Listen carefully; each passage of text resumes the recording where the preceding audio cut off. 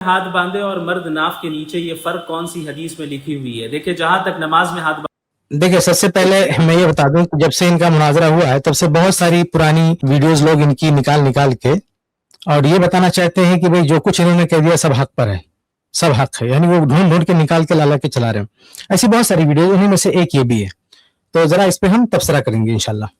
باندھنے کا تعلق ہے تو سینے پر ہاتھ باندھنے کی بھی احادیث میں دلیل ملتی ہے، اور ناف کے نیچے بھی ہاتھ باندھنے کی دلیل احادیث میں ملتی ہے۔ جہاں تک عورتوں کا تعلق ہے تو فقہا کا اس پر اتفاق ہے کہ عورتیں سینے پر ہاتھ سوال کیا ہوا ہے یہ ذہن میں رکھیے، ان سے سوال یہ ہوا ہے کہ عورتیں، خواتین جو سینے پہ ہاتھ باندھتی ہیں تو اس کی کیا دلیل ہے؟ یہ مفتی صاحب سے سوال ہوا ہے کہ خواتین جو سینے پہ ہاتھ باندھتی ہیں اس کی کیا دلیل ہے؟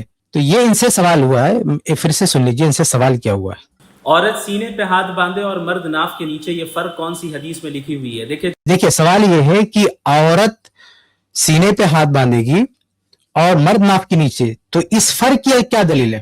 یعنی خواتین سینے پہ ہاتھ باندھیں گی، اس بات کی دلیل مفتی صاحب سے پوچھی گئی۔ تو اب دیکھیے دلیل میں کیا فرماتے ہیں۔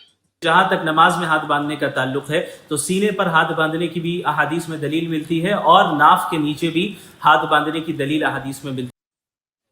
میں سوال یہ ہو رہا ہے کہ یہ جو فرق ہے نا خواتین اور مرد کا، صرف مردوں کے تعلق سوال نہیں ہو رہا ہے کہ آپ کہیں دونوں طرح کی حدیث ملتی ہے، دونوں طرح کی حدیث ملتی ہے تو کیا خواتین کو بھی دونوں طرح عمل کرنے دیں گے آپ کہہ رہے دونوں طرح حدیث ملتی ہے، تو مسئلہ خواتین سے متعلق سوال ہو رہا ہے آپ سے، تو کیا آپ کہنا چاہتے ہیں کہ خواتین بھی ناف کے نیچے بھی باندھیں، سینے پہ بھی ہاتھ باندھیں؟ تو اصل جو سوال ہے اس کا جواب آپ دیجئے، دیکھیے ان کا جواب آتا ہے کہ نہیں اس میں، اور کتنا آتا ہے۔ ہے جہاں تک عورتوں کا تعلق ہے تو فقہا کا اس پر اتفاق ہے کہ عورتیں سینے پر ہاتھ باندھے، کیونکہ دلیل کیا دے رہے ہیں؟ نہ قرآن سے، نہ حدیث سے، نہ جو ہے صحابہ کرام کے آثار سے، کہیں سے کوئی دلیل نہیں ہے۔ کہہ رہے ہیں فقہا کا اس بات پر اتفاق ہے۔ بھئی کہاں فقہا کا اتفاق ہے؟ 4 مذاہب میں مذہب حنبلی، اس میں تو خواتین کو ناف کے نیچے ہاتھ باندھنے کی بات کی جا رہی ہے، انہوں نے کہا کہ سینے پہ ہاتھ باندھیں، تو یہ فقہا کا اتفاق کیسے ہو گیا بھائی؟ یعنی 3 مسلک لوگ مل کے کیسے 3 مسلکوں کا اتفاق کیسے اتفاق ہو جائے گا؟ بلکہ تینوں بھی نہیں ہے، یعنی 1-2 فقہی مسلک یا 1-2 علماء یا 1-2 مجتہدین نے کسی بات کو کہہ دیا تو اس کو، یا فقہ حنفی کے سارے لوگوں نے اتفاق کر لیا تو پوری امت کا اتفاق کیسے ہو جائے گا؟ تو میری جو کتاب ہے سینے پہ ہاتھ باندھنے کے تعلق سے، اس میں نے فقہ حنفی کی کتابوں سے حوالے دیے ہیں، وہ کتاب جا کے آپ پڑھ لیں، انوار البدر، اس میں نے حوالے دیے ہیں کہ فقہ حنبلی والے یہ مانتے ہیں کہ ناف کے نیچے، عورت بھی ناف کے نیچے ہاتھ باندھے گی، اس لیے اس اتفاق کا دعویٰ کرنا یہ درست نہیں ہے۔ اس میں پردہ زیادہ ہے، حیا زیادہ ہے۔ اب یہ قیاس ہے، ایک تو دعویٰ کر لیا کہ اتفاق، یعنی وہ اجماع سے دلیل دینے کی کوشش کی انہوں نے کہ خواتین سینے پہ ہاتھ باندھیں گی، اس کے تعلق سے ان کے پاس کوئی دلیل نہیں ہے، وہ اجماع، اتفاق کی سے جو ہے بھرپائی کرنے کی کوشش کی، لیکن اجماع ٹوٹ رہا ہے، اس کا کوئی ثبوت نہیں۔ کیوں؟ اس لیے کہ فقہ حنبلی والے کہتے ہیں کہ ناف کے نیچے عورت ہاتھ باندھے، تو اجماع کہاں سے ہوا؟ اجماع نہیں ہوا۔ اب یہ قیاس، کیونکہ اس میں پردہ زیادہ ہے، یہ کہہ رہے ہیں کہ اس میں پردہ زیادہ ہے، اس لیے وہ سینے پہ ہاتھ باندھیں گے۔ دیکھیے جہاں تک مردوں کا تعلق ہے تو مصنف ابن اور یہ پردہ زیادہ ہے اس لیے سینے پہ ہاتھ باندھنے کے، بھئی اللہ کے نبی صلی اللہ علیہ وسلم نے فرمایا کہ صلو کما رأیتمونی اصلی، نماز ویسے پڑھو جیسے مجھے پڑھتے ہوئے دیکھو۔ یہ کسی مرد یا عورت کو اختیار نہیں کہ خود سے نماز کا کوئی طریقہ ایجاد کرے، پردہ کس سے ہو رہا ہے کس سے نہیں ہو رہا ہے یہ شریعت طے کرے گی، آپ نہیں طے کریں گے، کوئی انسان نہیں طے کرے گا کہ کیا پردہ ہے کیا نہیں پردہ ہے۔ اب انسانوں نے طے کرنا شروع کیا تو دیکھیے ہر آدمی اپنے حساب سے طے کر رہا ہے کس چیز کو ڈھکنا چاہیے، کس چیز کیا پردہ ہے کیا نہیں پردہ ہے۔ تو انسان کی عقل الگ ہے، انسان کی سوچ الگ الگ ہے، انسان کیسے طے کر سکتا ہے کہ کیا چیز پردہ ہے کیا نہیں پردہ ہے؟ شریعت طے کرے گی، اس لیے عقل یہ دلیل نہیں ہے۔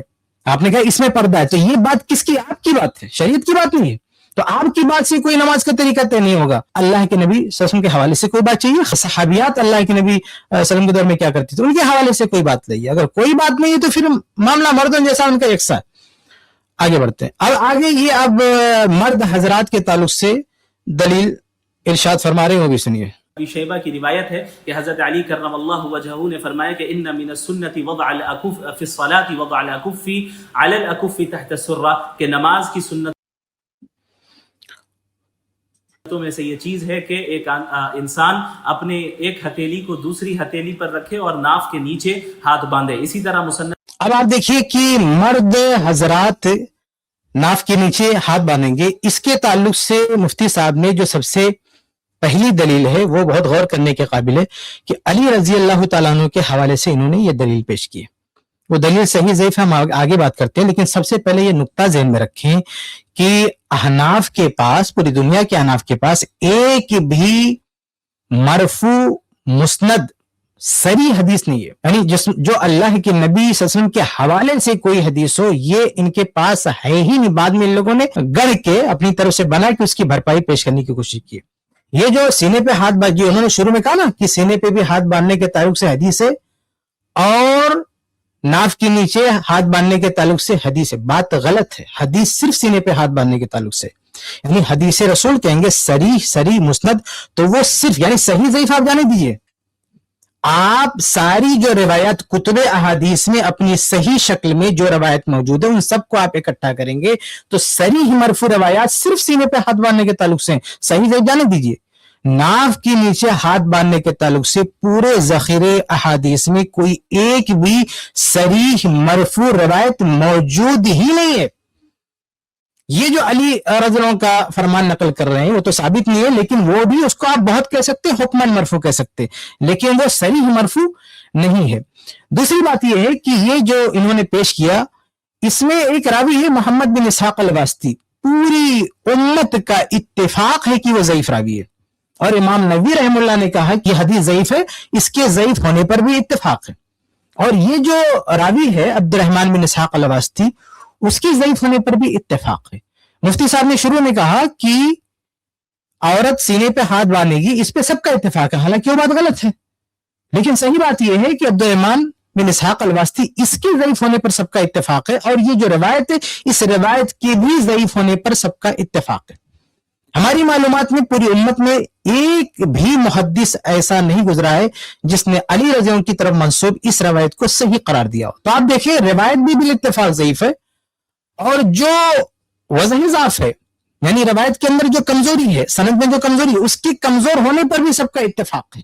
دو اتفاق ہے، روایت کے ضعیف ہونے پر اتفاق ہے اور روایت کے اندر جو وزن ضعف ہے اس پر بھی سب کا اتفاق ہے. لیکن اس کو یہ مفتی صاحب دلیل بنا رہے ہیں. شروع میں اتفاق کا حوالہ دیا جو ثابت نہیں ہے، لیکن آگے چل کے جو ہے ڈبل اتفاق ہے، دو چیزوں پہ اتفاق ہے، دونوں کو یہ اگنور کر رہے ہیں. دونوں پہ اتفاق ہے، روایت کے ضعیف ہونے پر بھی اتفاق ہے، راوی کے ضعیف ہونے پر بھی اتفاق ہے.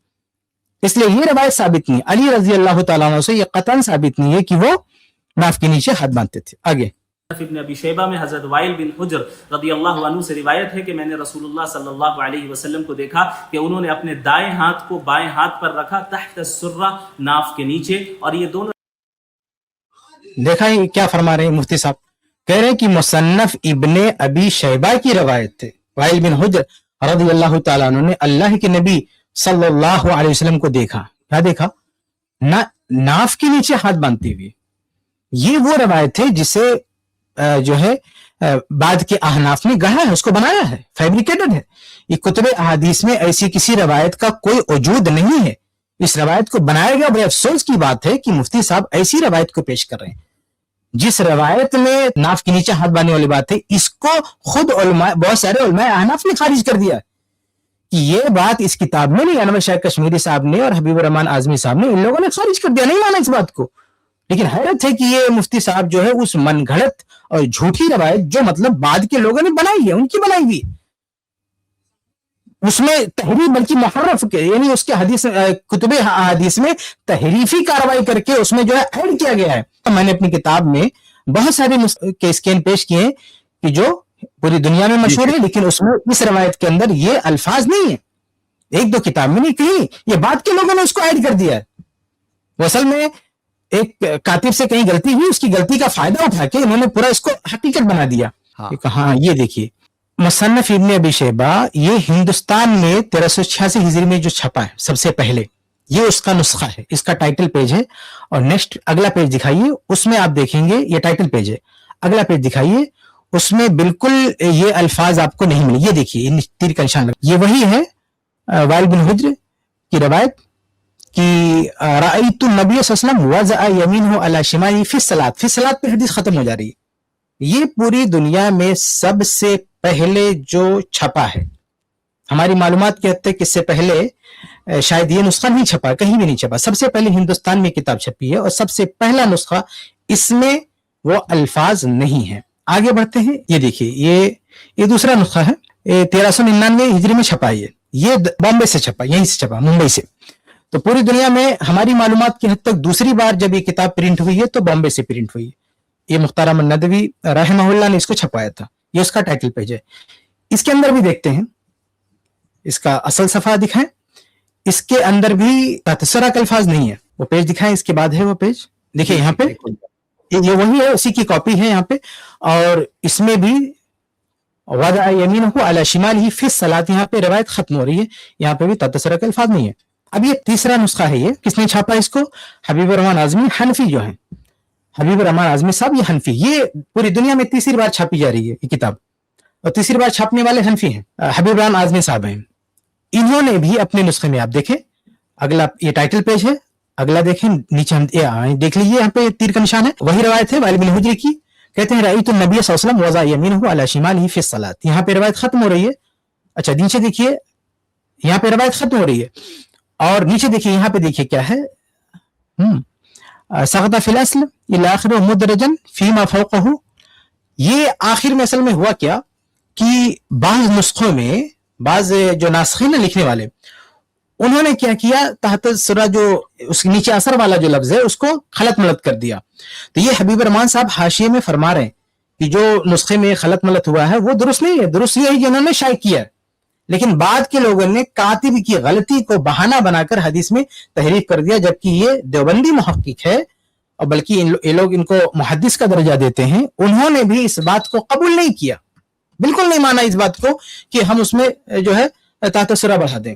आगे अब ये देखिए एक और नुस्खा है, ये चौथा नुस्खा है, ये देखिए अरब से छपा हुआ है, इसमें भी आप देखेंगे ये टाइटल पेज है, आगे देखिए पहली जिल्द है इसकी, और आगे देखिए इस किताब के अंदर भी तातसुरा के अल्फाज नहीं है। यहाँ पे देख लिए हदीस वज़अ यमीनहु अला शिमालिही फी सलात, तातसुरा के अल्फाज नहीं है। और आगे बढ़ें, ये चौथा नुस्खा है, यानी 4 नुस्खे आप देख चुके हैं, 4 जगह से छप चुके हैं, लेकिन इसमें कहीं भी, ये 5वीं बार छप रही है ये किताब, 5वीं बार छप रही है, ये भी तरतीब में बता रहा, इसी तरतीब से किताब छपी है, ये 5वीं बार छापी जा रही है किताब, इस किताब को छापा जा रहा है। और यहाँ पे भी आप देखेंगे, अगला पेज खोलिए, यहाँ पे भी आपको ये तातसुरा के अल्फाज नहीं मिलेंगे। आप देख लीजिए ये हदीस है यहाँ पे, बस ये वज़अ यमीनहु अला शिमालिही फी सलात, यहाँ पे रिवायत खत्म हो रही है, तातसुरा के अल्फाज नहीं है। आगे बढ़ते हैं, 6ठी बार ये किताब छप रही है मोहम्मद अब्दुल सलाम शाहीन साहब की तहकीक से, इसमें भी आप देखेंगे कि वो तातसुरा के अल्फाज नहीं है। आगे देख लीजिए, ये यहाँ पे देख ले, वज़अ यमीनहु अला शिमालिही फी सलात, इन्होंने बिल्कुल इसमें ऐड नहीं किया है। और आगे बढ़ते हैं, यहाँ पे भी आप देख लें कि 7वीं बार ये किताब छप रही है, और इसमें भी तातसुरा के अल्फाज नहीं है, देखिए हदीस में बिल्कुल नहीं है यहाँ पे। और आगे बढ़ें, ये 8वां नुस्खा है, अबू मोहम्मद उसामा बिन इब्राहिम की तहकीक से है, इस मुहक्किक ने भी इसमें तातसुरा नहीं बढ़ाया। आप देखें, देखिए यहाँ पे भी वज़अ यमीनहु अला शिमालिही फी सलात बिल्कुल नहीं है तातसुरा। आगे बढ़ें, इतने सारे लोगों ने किताब को छापा है, बताइए। ये 9वां नुस्खा है, आप देखिए 9वां नुस्खा है, ये बड़ा ही मशहूर नुस्खा है इस वक्त जो है। इसमें भी इन्होंने तो बहुत सारे मखतूतात को इकट्ठा करके इन लोगों ने छापा इसको, लेकिन यहाँ पे भी आप देख सकते हैं कि इसमें इन्होंने भी वज़अ यमीनहु अला शिमालिही फी सलात, इतने सारी लोग छाप रहे हैं, आप बताइए क्या सब बेवकूफ है? अब ये सब के सब छाप रहे हैं, इनमें से किसी ने वो हरकत नहीं की कि उसके अंदर जो है डाल दें, लेकिन वो हमारे पड़ोस से कुछ लोगों ने इस किताब को शाये किया, उन्होंने जबरदस्ती जो मतबूआ नुस्खा था उसमें नहीं था, उसकी कॉपी करके छापा, और कॉपी करके छापा, उसमें जबरदस्ती तातसुरा बढ़ा दिया। उसके बाद जो है अरब का एक शख्स है, हनफी है, अवामा है, उस शख्स ने छापा मुसन्नफ इब्न अबी शैबा, और उसमें उसने तातसुरा बढ़ा दिया। तो ये बहुत बाद में इन लोगों ने जबरदस्ती उस किताब में उसको दाखिल किया, जबकि उस किताब में नहीं, वाइल बिन हुज्र रज़ियल्लाहु ताला अन्हु की हदीस उसमें सहीह इब्न खुज़ैमा में है, उसमें सीने पे हाथ बांधने का जिक्र है। तो इसमें सिरे से हाथ बांधने का जिक्र, सिर्फ हाथ बांधने का जिक्र है, सीने पे का जिक्र नहीं मुसन्नफ इब्न अबी शैबा में। लेकिन इन लोगों ने ایک کاتب کی غلطی کا سہارا لگا کے زبردستی اس میں ایڈٹ کر دیا. تو یہ مفتی صاحب نے جو حوالہ دیا اس کی یہ حقیقت ہے. کوئی بھی انصاف, بلکہ یہ دیکھیے مخطوطہ بھی ہے, یعنی ہاتھ کا یہ عظیم آبادی کا نسخہ ہے, یہ بہت پہلے ہاتھ کا جو لکھا ہوا ہے, اس میں بھی آپ دیکھیں گے یہ تو ٹائٹل پیج ہے, اس پیج کے اندر بھی دیکھیں گے تو تحت سرہ ہی ہے وہ پیج, اور تھوڑا سا ہاں دکھائیں, ہاں رأیت النبی وضعیمنہ علی شمالہ فی الصلاۃ, اس میں بھی تحت سرہ نہیں ہے, جو بھی ہاتھ کا لکھا ہوا نسخہ ہی ہے. تو ایسے بہت سارے ہاتھ کے لکھے ہوئے نسخے ہیں جس میں یہ نہیں ہے. بس ایک کاتب سے ایک جگہ غلطی ہوئی جس کے بہت سارے شواہد ہیں, بلکہ حنفی علماء نے بھی کہا ہے کہ یہ چیز غلط ہے. حبیب الرحمن اعظمی صاحب کا نسخہ آپ دیکھ چکے ہیں, تو جو انصاف پسند لوگ ہیں سب نے تسلیم کر لیا کہ بھئی یہ کتاب کے اندر غلط ہے. لیکن اس کا یہ مفتی صاحب نے اس کا حوالہ دے دیا. بتائیے, آپ کوئی ضعیف روایت کا حوالہ دیتے, ادھر ادھر کا حوالہ دیتے تو چلتا کہ بھئی چلو اس روایت میں ہے لیکن ضعیف ہے. لیکن ایک چیز جو بہت ہی جو ہے زور زبردستی کر کے اس کو حدیث میں تحریف کی گئی ہے, اس کو ایڈ کیا گیا ہے کتاب کے اندر, اتنی بڑی جسارت کی گئی ہے, اتنی بڑی جرات کی گئی ہے اپنی دلیل کی بھرپائی کرنے کے لیے, اس کا حوالہ تو نہیں بنتا. مفتی صاحب کو تو کم سے کم اس کا حوالہ نہیں دینا چاہیے. عام آدمی, کوئی جاہل آدمی حوالہ دے سمجھ میں آتا ہے, لیکن مفتی صاحب کو تو اس طرح کی روایتوں کا حوالہ نہیں دینا چاہیے. علی الاکف تحت السرہ کہ نماز کی سنتوں میں سے یہ چیز ہے کہ ایک انسان وائل بن حجر رضی اللہ عنہ سے روایت ہے کہ میں نے رسول اللہ صلی اللہ علیہ وسلم کو دیکھا کہ انہوں نے اپنے دائیں ہاتھ کو بائیں ہاتھ پر رکھا تحت السرہ, ناف کے نیچے, اور یہ دونوں روایتیں محدثین احناف کے اصول حدیث کے اعتبار سے مقبول ہیں. اچھا, آخر میں کتنی عجیب بات بھائی, محدثین احناف کے اصول سے مقبول ہیں. بھائی مجھے تو نہیں معلوم کہ محدثین احناف کا حدیث کے قبول و رد میں بھی کوئی الگ جو ہے اصول ہے. جرح و تعدیل کا جو اصول ہے وہ اہل سنت کا ایک ہی اصول ہے. اہل سنت کیا ہے تو اہل تشیع کیا الگ ہے.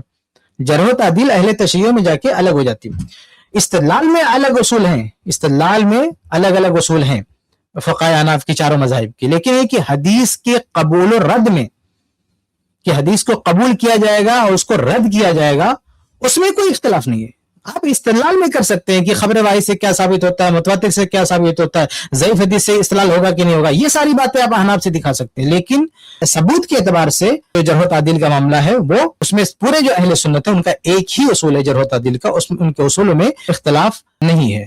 تو یہ جو احناف کا حوالہ دیا, بلکہ احناف میں بھی دیکھیں حبیب الرحمن اعظمی, انور شاہ کشمیری, ان لوگوں نے خارج کر دیا اس بات کو. یعنی جو مصنف ابن ابی شیبہ والی روایت انہوں نے پیش کی ہے, یہ احناف نے بالکل بھی اس کو تسلیم نہیں کیا, بلکہ یہ حیرت کی بات ہے, کہتے ہیں احناف سے ثابت ہے پوری. اچھا, میں بات ختم کروں گا یہ کہہ کے, ہو سکتا ہے کچھ لوگ ایسے کہتے بھی ہیں اور تانا دیتے ہیں کہ دیکھو اہل حدیث لوگ جو ہے یہی مسئلہ لے کے پڑے رہتے ہیں, سینے پہ ہاتھ باندھنا. بھائی یہ مسئلہ تو آپ لوگ بھی بیان کرتے ہیں نا, دیکھو کتنی زور زبردستی کر کے انہوں نے بیان کر دیا. اہل حدیث اگر بیان کرتا ہے صحیح بات تو کہتے ہیں کہ یہ سینے پہ ہاتھ باندھنے والا مسئلہ لے کے پڑے ہوئے ہیں. آپ کیا کر رہے ہو بھائی؟ آپ دیکھیے وہ اللہ تعالیٰ کے وجود پہ مناظرہ ہو رہا ہے اور یہاں اس مسئلے پر بھی جو محرف روایت ہے اسے پیش کر رہے ہیں مفتی صاحب. اور میں آپ کو بتا دوں کہ سب سے پہلے پوری دنیا میں سب سے پہلے سینے پہ ہاتھ باندھنے والی کے ٹاپک پر اگر کسی نے مستقل کتاب لکھی ہے تو حنفی عالم ہے, اور سب سے زور و شور سے پوری دنیا میں سب سے زیادہ سختی کے ساتھ جس نے یہ مسئلہ اٹھایا وہ بھی حنفی عالم ہے. ہماری کتاب انوار البدر, اس کے مقدمے میں پوری تفصیلات موجود ہے کہ سب سے پہلے یہ مسئلہ یعنی سینے پہ ہاتھ باندھنا چاہیے, اس کو تحریک جس نے دیا, یعنی باقاعدہ تحریک لے کے جو لوگ چلے وہ حنفی لوگ ہیں. اور سب سے پہلے اس مسئلے کو لے کر مطلب مناظرہ والی کیفیت چلی گی اور ایک دوسرے کے رد میں کتابیں لکھی گی, وہ سب حنفیوں نے کیا ہے. اور یہ کہتے ہیں اصول احناف سے صحیح ہے. بھئی احناف نے سب سے پہلے یہ مسئلہ اٹھایا ہے, سب سے پہلے ان لوگوں نے اس مسئلے پر ایک دوسرے کے خلاف کتابیں لکھی ہیں, سب سے پہلے احناف نے اس مسئلے پر جو ہے بحث کی ہے. بعد میں اہل حدیث حضرات نے, اہل حدیث حضرات کا موقف تھا سینے پہ ہاتھ باندھنا, لیکن وہ اس مسئلے پہ بحث و مباحثہ اتنی زور و شور سے نہیں کرتے تھے. لیکن یہ حنفیوں نے شروع کیا. جب انہوں نے بحث و مباحثہ شروع کیا اور بعد میں جب تقلید کے لیے اور تقلید کے اس بات کے لیے ان کے مسلک کے لیے ایک شعار بن گیا تو اہل حدیث نے بھی اس کو اہمیت دی. لیکن سب سے پہلے احناف ہی نے مسئلہ اٹھایا, انہوں نے سب سے پہلے سینے پہ ہاتھ باندھنے کے تعلق سے کتابیں لکھی ہیں, بلکہ دوسرے علماء احناف کا جواب دیا ہے. اور یہ کہہ دینا کہ علماء احناف کی دونوں حدیثیں مقبول ہیں درست نہیں, بلکہ جو مصنف ابن ابی شیبہ کی روایت یہ پیش کر رہے ہیں اس روایت کا رد بھی احناف نے کیا. جزاک اللہ خیر, بارک اللہ فی, بہت ہی زبردست اور دلیل کی روشنی میں. اور یہ وتھ آل ڈیو رسپیکٹ, کیونکہ ہم حق کی پیروی کرنے والے سب ہیں اور ہم سب کا یہی معاملہ ہے کہ جو حق بات اور صحیح بات آ جائے سامنے تو ہمیں قبول کرنے میں ہمارے اندر کوئی رکاوٹ نہیں ہونی چاہیے. دلیل کے ساتھ شیخ نے بات رکھی, امید کرتا ہوں یہ بات پر انشاءاللہ غور کریں گے. اس کلپ کی فل ویڈیو دیکھنے کے لیے ہمارے چینل پر ضرور آئیں۔ آئی پلس ٹی وی نے ایک نیا یوٹیوب چینل شروع کیا ہے جس کا نام ہے آئی پلس ٹی وی اختلاف کا حل۔ اس چینل پر صرف اختلافی مسائل پر ویڈیوز آئے گی، لیکن دلائل کے ساتھ اور بھائی چارگی کے ساتھ۔ آپ کو میں دعوت دیتا ہوں کہ آپ بھی ہمارے اس چینل کو سبسکرائب کریں، ہماری ویڈیوز کو شیئر کریں اور نوٹیفیکیشن آئیکن کو آل سلیکٹ کریں تاکہ آپ کو ہماری ویڈیوز کا نوٹیفیکیشن مل سکے۔ جزاک اللہ خیر، والسلام علیکم ورحمۃ اللہ۔